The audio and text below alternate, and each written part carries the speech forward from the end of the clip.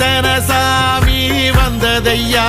இது எந்தெந்த சாமி தந்ததையா, எத்தனை பாட்ட சொன்னதையா, அத சுத்துற பூமி கண்டதையா, அடிச்சு வீசும் காத்துலையும் அந்த தகப்பனாச சுத்துதையா, பிடிச்சு பூக்கும் விதையிலும் ஒரு வம்சத்து கதையே உள்ளதையா,